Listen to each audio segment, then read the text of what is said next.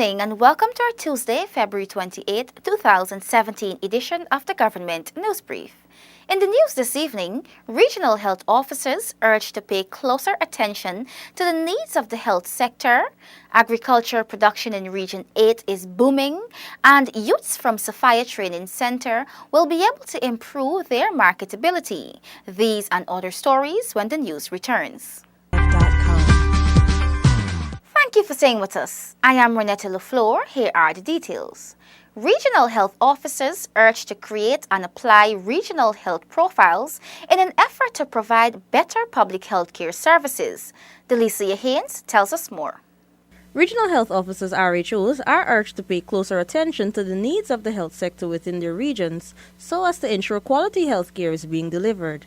At the opening of the inaugural Regional Health Officers meeting for 2017 today, Permanent Secretary of the Ministry of Public Health, Trevor Thomas, stresses the importance of attaining data along with the involvement of RHOs in program and policy development. Therefore, it's important that we understand and develop a health profile of our respective regions.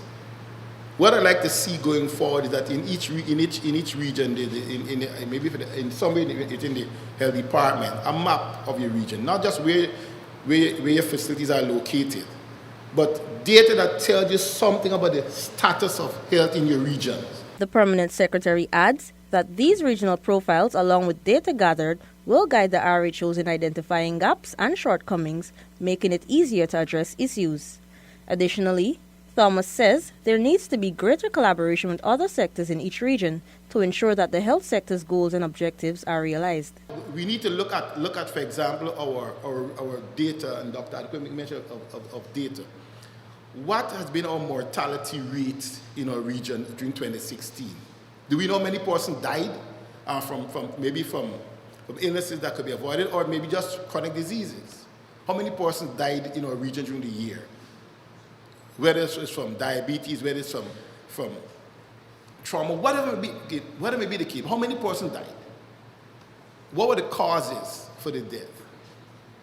Do we want to change? Do we want to reduce that in 2017?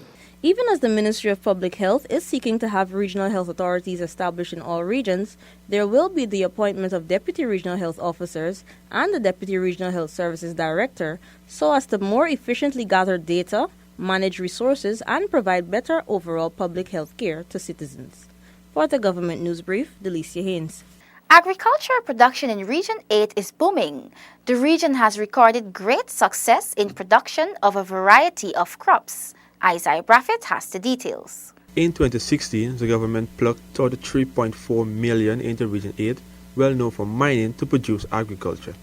According to the Regional Executive Officer Raphael Dungs, the initiative by government has thus far been successful. Well, 2016 saw Monkey Mountain reaping over 200 bags of paddy, and all organic, I might add. The REO notes that the region also embarked on shade house farming. Onions, lettuce, celery, and mustard are organically grown. Dung said this initiative has been successful as well. We have done the normal large-scale farming that allowed us to plant the usual tomatoes, plantains, bananas, and so forth. And that has been really successful because a lot of villages need that type of kayak farming. Improve the cassava production and so forth. The Region 8 REO speaks of some of the region's plans to boost agriculture production in 2017. What we're doing this year is to enlarge those areas of development from last year. We also, in conjunction with the sun-dried tomatoes at PK and so forth, we plan to set up some dehydrators. We haven't received any monies in the budget for this year, but we have been able to partner with a few of the villages where the wood is relatively inexpensive, and to construct these wooden dehydrators aren't as complex and as expensive. So what we plan to do is to slowly get into a kind of agro-processing unit to supplement our raw efforts into the farming and cultivation of these crops. Dungs pinpoints transportation as one of the challenges faced, but he says the provision made in 2017 budget will be sufficient for the region to undertake its plans. Isaiah Braffett for the Government News Brief. The Sophia Training Center is working to equip students with a higher level of certification that will improve their marketability. Details in this report. Administrator for the Sophia Training Center, Cardis Dake, says the Institute's move towards granting Caribbean technical and vocational education qualification certification will enable the students to gain employment anywhere in the Caribbean. Presently, we're just operating as a technical institute, but we're moving towards TVET certification. So at least our trainees will have CVQ level 1 certification, whereby they'll be able to work not just here, but maybe in the Caribbean and so on. So presently, we are working towards taking it to that next level. Dick explains that the center, which falls under the Ministry of Education's Culture, Youth and Sport Department, caters for youths between the ages of 16 to 25. She describes the institution as different from others because it gives youths who didn't get the chance to complete school a second chance to move on to tertiary education. Most times you find when persons are at the institution, they may ask a CXC and other certification. We don't ask for that. What we do is just do an entrance exam to see what level they're at. And then we place them. We don't turn away persons. We just place them in a skill area that they're able to function in. The students at the Sophia Training Center benefit from daily hot meals, a stipend, monthly tours, and extracurricular activities. These activities include drama, entrepreneurship, and remedial mathematics and English. A student of the center, Wayne Hackshaw, says he is grateful to be given the opportunity to complete training in a specific field. His dream of becoming a chef and owning his restaurant is now closer. I've learned lots and lots of stuff. I know who me here, but certain things that I didn't know I wasn't so good about. I'm here now and know it. So when I go back to where I want to be and where I was before, I at least know more stuff. I know where to put more stuff on here. The institution currently has 6 skills areas, including catering, welding and fabrication, refrigeration, masonry, plumbing, information technology, and office administration. By 2018, one of the goals of the institution is to have cosmetology, interior designs, and decorating added to the program, the administrator notes. The Caribbean Tourism Organization, CTO, today presented the Hospitality Assured Framework to local stakeholders to help improve their customer services. More in this Gabriela Patram report. Staff from hotels, resorts, guest houses, and other hospitality bodies were present at the workshop hosted in collaboration with the Ministry of Business and the Guyana Tourism Authority, GTA. The Hospitality Assured is a framework that recognizes excellence in the service environment, which means meeting the expectations of a range of customers in a consistent and regular environment.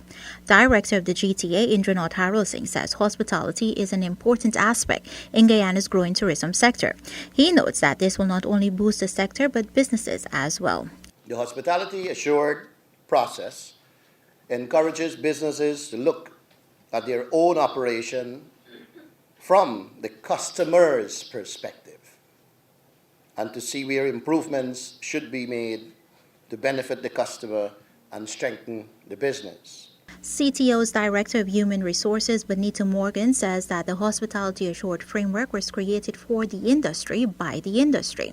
She says that the standard of service and business excellence comprise 10 steps that form the circle of improvement. We are in the people business. That's the beauty of tourism. We are in the people business. We are not going to reach the stage where we get robots to do everything for us in this business. It is about making that emotional connection with your guests. You hear what I said? It's not just about doing your job and doing it mechanically and making sure the guest has what they want. It is about making that emotional connection to your guests so that they feel welcomed, they feel special, and they really feel that, hey, you're treating them like an individual person and looking after their special needs. Additionally, President of the Tourism Hospitality Association of Guyana, TAG, Andrea Dikiris, says that hospitality towards guests does not only apply to foreign nationals but locals as well. I took a taxi over here this morning. I got in the taxi. Do you think he was there to provide service? He had his dispatch up so loud that I couldn't hear him. He had his music with the speakers behind me up so loud, I could barely hear the dispatch. I told him where I wanted to go. He had to ask me 2 or 3 times. Did he have his customer in mind? Or was that music on for him, and was he just trying to get the next ride? There are 2 ways to provide service. You can do your job, and that's if you're a wait staff, pour a cup of coffee. Whether it's hot, whether it's cold, whether the guest asked for it, didn't ask for it. That's your job, you pour the cup of coffee. Or you can welcome that guest for breakfast with a smile on your face, ask them how their day is going. May I get you a cup of coffee?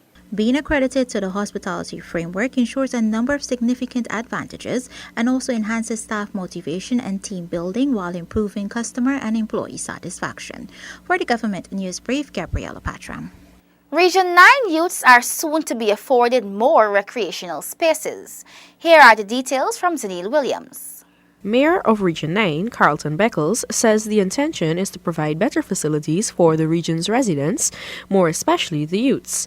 This, he feels, will enable them to broaden their interests. 2 facilities, the J.E. Holiday Park and the Mayflower Children's Park, are undergoing developmental works, but aspects are currently open to residents. We're engaged with the development of some recreational facility as well as entertainment park. We have the J.E. Holiday Park, and what we would have done is we enclose the entire area with proper fencing. We also install lights. We have installed some rides, sanitary facility. We have a 4-apartment sanitary facility. We also have a BENAB. The park is not quite finished, but definitely it's usable. Then we have the Mayflower Children's Park. The Mayflower Children's Park is situated in Culver City. We have finished the BENAB there. We have a tarmac. It's 70 by 54 feet tarmac. In there we have the sanitary facilities, and there are some of the rides that would have been taken up from the J. Holiday Park, and Council Henry would have refurbished them and installed, and they're also doing beautification over there. Very shortly we'll be installing some lights there. They have wiring in the sanitary facility. Do have lighting, but we want to put lighting around that park, that persons can also have uses of the park in the night. Other works to be completed in the J.E. Holiday Park are a skating rink, a multi-purpose tarmac, a small football field, basketball court, and a garden. There are also plans for a stage in the park to accommodate children's activity. Meanwhile, the Mayflower Children's Park is set to have fiberglass rides installed during the course of this year, the mayor explains. A document will soon be formulated with rules and regulations for the park. 2 sporting facilities in Region 9 are undergoing upgrades. These are the Wadapna Community Center ground and the Tabatinga Sports Complex ground. Zanil Williams reporting for the Government News Brief. We have come to the end of today's edition of the Government News Brief. The details of these and other stories can be found on GNews website. We encourage you to subscribe to our website and YouTube channel. You can also like and follow us on Facebook to be updated as the news unfolds. Remember to join again tomorrow evening for another edition of the Government News Brief. I am Renetta LaFleur. Thank you for watching.